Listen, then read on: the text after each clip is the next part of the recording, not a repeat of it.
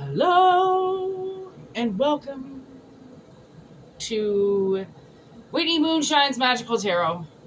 I forget sometimes what I name my channel because I change it so much because of the evil witchcraft that follows me around wherever I go. So my apologies if sometimes I don't know what my own channel name is. Typical me. Oh, a big gust of wind just came in. All these leaves are flying around. Very beautiful. Very nice. Very beautiful. Very nice. Let me just say, I just did something. And it is something I do not do, okay? And I felt so happy afterwards. And I was like, wow. How my fish is staring at me right now. And afterwards, I was like so happy, like euphoric. Like, oh my God, laughing like a child. Like, I can't believe I just did that. I can't believe I just did that. I did not break the law or anything like that, okay? But... damn! Oh, look at that. The sun, the fifth house. And I believe that's Gemini. Oh, Pisces. I knew it. I knew it wasn't Gemini. That's why I didn't really want to say it at first. I got all the glyphs right here because I don't have them memorized. Although the astrology ones, I don't really know the planets as well as the astrology, but we have Pisces in the house. And to be honest, I have not channeled Pisces for a really long time. And my sister was telling me last night something about Pisces.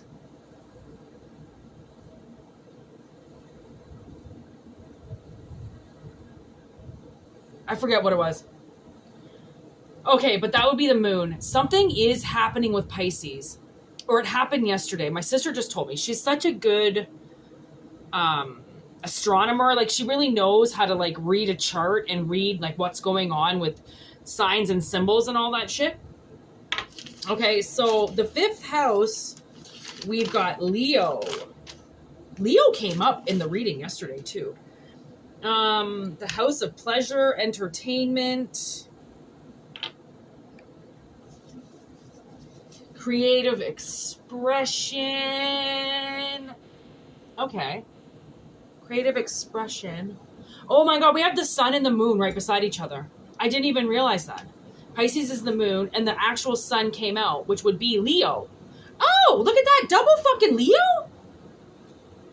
I'm still like kind of trying to figure out why I'm doing this reading because, okay, you want to know why I'm doing this reading. So first and foremost, I was watching this documentary called Into the Fire. And it's about a woman who gives her child up, okay, for adoption back in the day, and then is contacted 20 years later to provide a DNA sample to see if the body that they found is this woman's remains of the daughter that she gave up. And it's the classic Bible story. So I grew up going to church. Even though my parents weren't Catholic, I went to Catholic schools, I went to church. I don't really fucking know why, because they didn't. I don't know why they forced me. But anyways, I learned about this Bible story. And it has stuck with me my whole life. And I think it was for today, okay? So this Bible story is about two women who are fighting over a baby, okay? So they take it to somebody. I don't know if it's God or Christ or fucking Adam. I don't know who it is. Okay, that's how long ago. This is the gist of the story has always set with me. So they take it to this God and they both claim that the baby is theirs. And God is like, okay, maybe it is God. He's like, all right, well, if you all can't tell me the truth on whose baby this is, I'm going to cut the baby in half. And you can take this part and you can take this part. And the real mother goes, no. Over my dead body, you will not chop my baby in half. You can give her my baby. And when the baby's old enough and when the daughter's old enough, if she wants to come and find me, I will find her. Or she can find me, but you are not by any means cutting her in half. And God goes, that's the mother. So he knew that the other woman who was willing to cut the child in half was not the mother. Okay, goes back to the documentary miniseries I just watched, okay? So the woman, Kathy, gives her daughter up to a couple through adoption named Brenda and Dennis. Okay, she was only 16 years old. Kathy was 16 years old. Okay, gives her daughter up. She's told that her daughter is going to have the best life. She is going to grow up with the happiest parents, blah, blah, blah. She's basically inflicted by her mother's very naive response to not wanting her daughter to be 16 and having a baby in the house, right? So she listens, gives her daughter up to a pedophile. Okay, and in the end, okay, I'm not going to tell you what happened, but the daughter is dead. Okay, she's been dead the whole time. And the foster mother, Brenda, who claimed to be the mother of Andrea, Alexis, the whole time, didn't know anything was happening, couldn't possibly understand that her husband, he murdered people, he sexually assaulted people, he kidnapped a little girl, like, honestly, and Brenda, his wife, was like, I love you, and I'm always gonna love you. And know what she does to Kathy at the very end? She gives half the ashes to her mother. So Kathy gets half of her daughter's ashes, who are given to her by the police, saying, like, Brenda really, because she signed all the papers and Kathy signed her rights away, Andrea was technically Brenda's daughter, right, by law.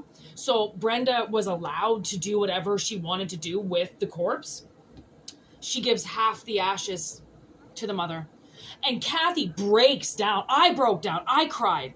And I went, how dare you? How dare you separate her soul again? Her poor little precious body. Not only did she die at the age of 14, and the dad chopped her up to put her into a barrel so that he could fucking cart her around for the rest of his life, but then you fucking separate her. You separate her ashes. Kathy goes crazy. And that's when the Bible story hits me. Oh my God, it's because Kathy is the mom.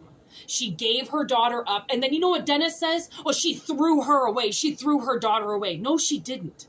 Do you know how hard it is for people to make that choice to give their daughter away or their son away? It is not easy. Even choosing to have an abortion is not easy. We make those decisions because we are mothers and because we refuse to put our children through a life that we know is going to be too hard for them, where they will be exposed to pedophiles and they will have an awful life full of violence and alcohol, and I will be in and out of boyfriends all the time and having one night stands and fucking with my kid's head because my own head is fucking caved in. You know what I mean? And my fish is still sitting there. Oh, you're so cute. Oh, now he's getting all excited. Hi, sweetheart. Hi. Oh, he's so precious. Okay, honestly, and maybe this is the why we have the double Leo, because you know why Leo comes? All these leaves just fell again. You know why Leo comes? Is because the lion approaches the human for help. And the lion is terrified of the human because the human is the most terrifying being out there. An animal will protect itself.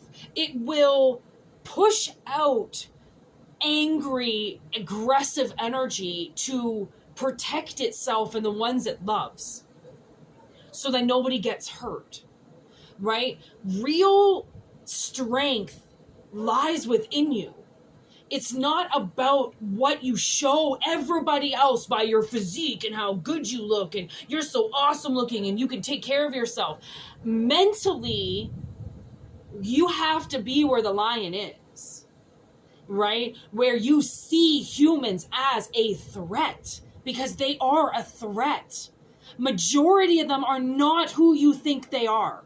And you know, really, really fucking weird. I was talking to somebody from the past and I found out that they were talking to somebody from my past as if they were friends with them. And it really hurt me because what that person did to my past, she ruined my fucking life. She did things to me she will never admit to anybody. And there she is with my ex-boyfriend wrapped around her little finger on Instagram trying to tell him how awful of a person I am. Even though she doesn't like him, she's got no reason to be around him. She's got no reason to talk to him. She's married, she has kids. Why does she have my ex-boyfriend on her Instagram? What? Unless she wants to bang him. Unless he wants to bang her. You know what I mean? You don't have people on Instagram because you want to be friends with them, for the most part. Okay, unless people are, from your past and you love them and, you support them, awesome, great, okay? But you don't add friends on Instagram that are married because you just want to stay friends. And then I specifically asked him, hey, can you send me a picture of her, please? Because I haven't seen her in 20 years, and my sister would really love to see the bitch that fucking... Anyways, and he stopped talking to me. As if his loyalty was to my friend of 20 years. She was my friend. Okay, she defaced our friendship. She fucking abused me. She verbally abused me. She's hit me before. And there he is, BFFs with her. Good. Be BFFs with her. Because the people that have to show strength on the outside are the weakest ones on the inside. Because the ones that show strength within, you'll never see. You'll never see. But you'll see the ones that are trying to be all tough on the outside. Okay, this reading has, there's a reason why I do readings, okay? And there's a reason why I did what I did today, okay, which I never do. I already told you, I do not do what I did today, ever, and I did it, and I was so thankful that I did it. I can't tell you how good it feels to be sitting here and doing this reading right now. I just want to make sure. Okay, we only lost 2 cards on the ground. Okay, so we've got candles. We've got Lady Goddess with her feminine energy. We have awakening and initiation with the 5th house. Okay, so something to do with awakening. It could be awakening feminine energy. Okay. But this also is including magic. Magic is involved here in some way. And if something has been hidden, then it's almost like, maybe your feminine sexuality. Ooh, look at this. Okay, we got the Witch's Cottage with prosperity. So it's almost like, when I see this Witch's Cottage card, okay, you know what it reminds me of? Oh, hearth. Oh my God, so beautiful. When I see this Witch's Cottage, I really see comfort and refuge and almost like hermiting. Maybe that's the right word, hermiting, keeping yourself away in the woods so then you can... I can't see the screen now. Okay, hello, son. I gotta put this down. I can't see. Oh, there. Okay, now I can see. Let me leave that open a bit there. Okay, so what I can see is somebody has become awoken in their very small, comfortable space. Okay, and what you're awakening is something that's been hiding for a long time, okay? And by letting this initiate and awaken, okay, it's almost like it could be like awakening. I do want to say something hot, and you know what? Something came about me to say, and I kind of almost tried to say it into existence. And you could be asking the universe for change, for honest change, and for your money to increase, and for your senses to awaken, and for spirit to initiate you into the magical realm. Because a lot of people, I was trying to talk, okay, so the guy who wouldn't give me the picture of the girl who ruined my life with witchcraft, he was looking at me like I was crazy. And I get that. I get that people look at me and they think that I'm crazy. But I'm like, this is the world I live in. Which means if it's the world that I live in, I believe in it. Which means if I believe in it, it works for me. And it also works against me. Which is good and evil. There is good and evil in everything. There's bad and good in everything. Right? He was looking at me like I was crazy. And I'm like, okay, well, we're not going to be able to have a conversation. Because if I know the world that he lives in, because I'm here too, but I know that there's another world that I'm also a part of. And if people can't acknowledge that that world exists, I can't acknowledge that you exist in any world of mine anymore. Not for the benefit of me, right? So this almost comes to, okay, so you could have been like wishing for something and trying to make it come, okay? And I almost see like, you know, like possible multiple rituals of, but everything does something for you. You know, if you say, hey, I want to open up my third eye, and you start doing your own ritual, whatever it is, fucking lighting incense and praying, what I don't fucking know, okay? Because everybody's initiation with spirit is different. Okay, you also could have made like a wish for somebody to, you know, for somebody to be around you that knows what you're talking about and can see that there's goddess energy. You know, like, I don't like that word. I don't like the words God and goddess. I don't. And I more or less don't like it when some woman tries to portray herself as a goddess in real life. And I'm like, yeah, right. Fart in somebody's face and tell me you're a goddess, because you're not. Everybody shits. A goddess is like it's feminine energy ignited in its most beautiful form. Okay. And anybody that's in 3D is never going to appear as that. It doesn't matter what movie you see them in or how they're walking down the runway. It doesn't matter. They take their mask off at the end of the day like anybody else does, and they're gross and they're ugly and they're shameful just like everybody else is. And that's why I think that the collective is having a really hard time initiating themselves into something and leaving something behind, right? And being like, I don't have to take you with me. I don't have to take your frame of mind with me. I don't have to take what you say with me. I'm going to walk forward. And nobody can get you in trouble. You know, nobody can, like, I mean, unless you do something that breaks the law or something, but like, you know, your parents, you're an adult. You have your own say in this life, and you decide, you choose what you want in this world. Nobody decides that for you. So it's almost like maybe spirit is initiating you out of the dark to come into the light, because there's something that is going to burst for you. And I think maybe the more you're seen, the more better it is, you know, because it's like the more product you put out there, the more you're going to sell. The more you're seen, the more people connect those dots with you. Right? Oh, tarot. Oh, I wonder what Whitney's doing. Oh, tarot. Oh, I wonder what mystical shaman's doing. Right? It's like you have to, the human brain is wired with pictures and photographs. Okay? And what those pictures and those photographs remind us of is usually nostalgia and part of the past. Like, we put pieces of the puzzle together of things that we feel when we were in a place of like prosperity, healing, abundance, growth, right? So it's like remembering that it's almost like you knew that you had to get to a better place.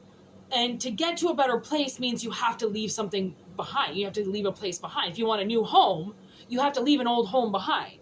If you want a new boyfriend, you got to leave the old boyfriend behind, right? If you want something new, then the old has to go away. But if you're hiding something in the dark, now the lights are turning on. And Spirit's telling you, you can't hide this in the dark, right? If you want to move forward and you're being initiated by something, and maybe somebody's following your goddess energy, maybe they're awakening to your energy, right? And that's why the Spirit is saying, like, dude, the more you get seen and the more they feel you, then the closer they are to coming towards you. Okay, maybe this is a spirit that's outside of you. Okay, maybe it's not you. Maybe somebody is being drawn into you, which is why we have this hearth, which is a homecoming. And when people decide, you know, they want to go home, or they want to find a home, or they, right, or they feel the most, like maybe somebody feels really comfortable with you. You know, like, actually, Hearth was all over that documentary I just watched, because the aunt and uncle would say that this poor, you know, 12, 13-year-old girl would come over and sit beside the hearth. And I never heard anybody say their fireplace like that. People just say, oh, they would come and sit in front of the fireplace. Oh, come and sit in front of the fireplace. But it's not just a fireplace. It's a hearth. It's an area. It's a warm, heartfelt area where most of us spent back in the day cooking stew and boiling water. In this decade, in this body, I can't eat stew. I can't. I try. I love all legumes. Okay, I love root vegetable. I love all veg. I can't eat stew. It's like I have eaten it too many times since I've been here that I'm like, I will do myself a favor and only eat stew when I have to. And this lifetime does not include stew because I don't need it. I'm not cooking on a fireplace with rotting vegetables that I picked from my harvest in October in January. You know what I mean?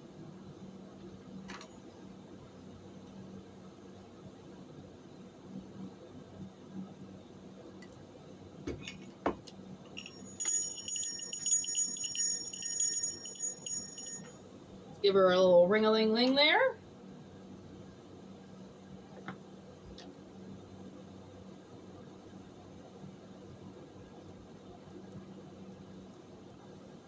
I'm not going to tell you the dirty deed I did. I know somebody wants to know. I'm not telling you. Because you know what? I didn't break the law. Nobody got hurt. Except for the fact that I keep leaving my grinder empty. That's the biggest crime that I do to myself, is I leave my grinder empty. And I'm like, Whitney, why do you hate yourself like that? And I'm like, I don't know, Whitney. I don't know.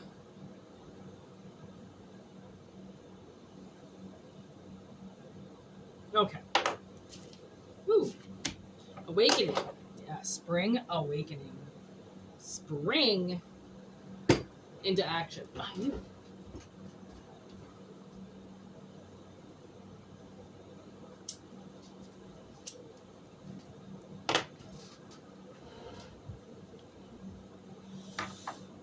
Okay.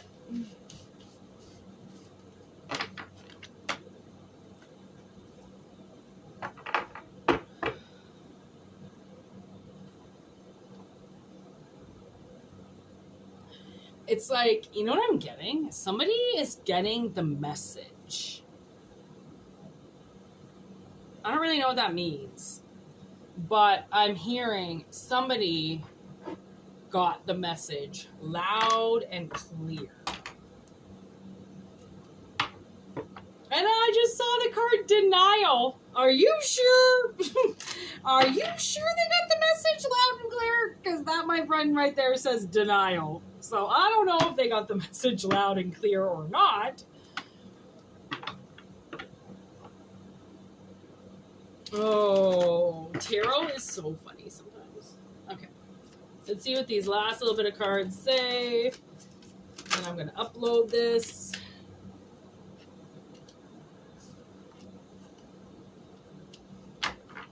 So we have message, conclusions with honesty. Okay, so I think the conclusion of this whole story is to be honest with yourself and start a new book, start a new chapter, start a new life. You know, that's the message that I'm getting incoming here, is to stop hiding and to initiate something, you know, to really start showing people who you really are. And by showing people who you really are is by changing yourself on the outside to fit who you truly are on the inside. And that's the hardest thing, is to match your vibe with your clothing. I mean, I don't even know what I'm wearing right now because I don't care. I ran out of my shorts, so I just put on the thinnest pants that I had possible because it's so icky here right now that everything is just sticking on you. So I just want to be comfortable. To match clothing with my personality, the only clothing that I buy that apparently matches my personality is black. And then something says to me, I'm okay with that because black is very protecting.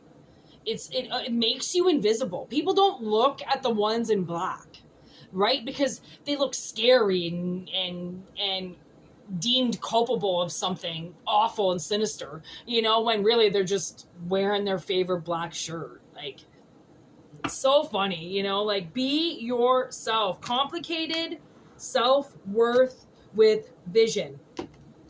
So I get that as being a message of like, somebody is they're complicating their self-worth and their vision. Okay, they don't understand that in order to love somebody else, you have to love yourself more. You have to know what that means. You have to treat yourself good. You have to put yourself first. Okay, and then to see that vision and make it come alive, okay, can sometimes be complicating to people because they don't know themselves. They've been putting themselves last all the time. You know, they've been putting their kid first all the time, or they've been putting their husband first, or they've been putting their family first. And it's complicating to understand that your self-worth is the only thing that matters in the situation. And if you're getting used or abused, or if you're hiding, right, then Spirit is like, initiate a way of seeing your life different by incorporating something more. Because obviously you feel like you're not good enough, or not educated enough, or not strong enough, or too complicated, right? And really it's like, I think it's all about balancing yourself. And by balancing yourself, you find that book that you wrote is now at the end. And if you honestly love yourself the way that you say that you do, then the universe, I kind of think, is saying to you, like, all right, show it, prove it, prove how much you love yourself, prove it, right? Make this relationship with yourself. Stop hiding from yourself. Stop scaring people. Stop making it seem like you're a certain way when really you're not, right? Because that's another thing. You may be coming off as the super hardcore person, but you're not. You're a big softy on the inside, right? But you think people take advantage of that. Well, you know, there's a way to temperance your energy and divide it amongst yourself more healthy.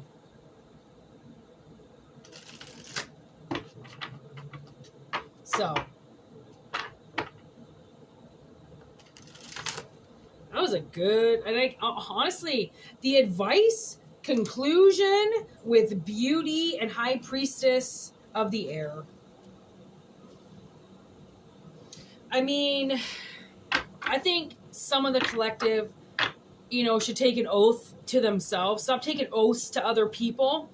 Look what I just pulled. Oath. That's fucking creepy. Like, between the middle of the deck. Like, that's creepy, okay? Some of you, you know, you got to take an oath with yourself. Okay? Clearly, that's a message. That's creepy. I said it, and then I pulled it. Remember. Don't forget. Remember who you are. Remember that you know a lot. That's what I'm getting with this High Priestess of Air. You know a lot. You know a lot. It's not necessarily that you've, you know, been to Harvard and you're smart. You know a lot. Okay? Your third eye is very connected. Okay? Which means you know that you're a beautiful person. You know that you're a beautiful soul. You know that also that beauty isn't everything, and beauty hurts. And actually, what's so weird is beauty is a rose. This morning, I'm like laying in bed. It's 6:30, probably not even. And I have this rose hanging on my wall, and it fell down. Like, for no reason. I was like, what the fuck was that? I shot out of bed, and there it was, sitting on my desk. It fell and landed under the shelf on my desk. It was on the wall. What knocked it down? What breath of air knocked it down? I don't fucking know. You know? So sometimes it's like, you don't know how you could possibly find yourself beautiful. But the reality of the situation is that people can be limiting themselves by simply their frame of mind and thinking that they have to be a certain way when that's not it. Like, thinking that you have to be a certain way instead of acting the way that you want. That's what Spirit wants you to do, is act the way that you feel, not the way that you think people need you to act or need you to be, right? That's not... And actually, that's a little bit into that documentary, too. One of her friends, Andrea's friends, Andrea is the one who died, One of her friends said, once they got into high school, or once this period of time hit, Andrea was like changing her style to hang out with different people because all she wanted was to be accepted. And her friend said, like, it was kind of really sad to see her change, right in front of her eyes just to hang out with somebody else. Right? Like, you shouldn't have to change who you are to be with people. Now I'm getting nutshell. Oh, you may want to watch that video that I did yesterday, a tribute to Lane, because Lane came and sat and did the reading. He decided that he wanted to come in and talk about what it's like to feel like you're living in a world that doesn't know you, because nobody really knew who he was.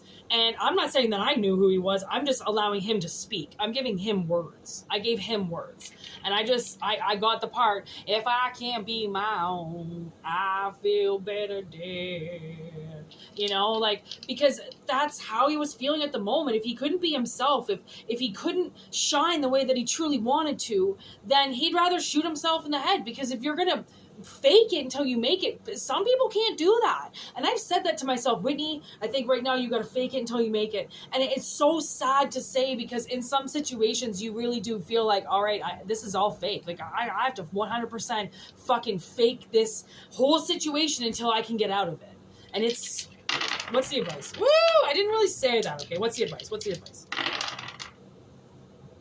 Okay, we got money, we got crystal, we got the bubble bath, and we got the deity.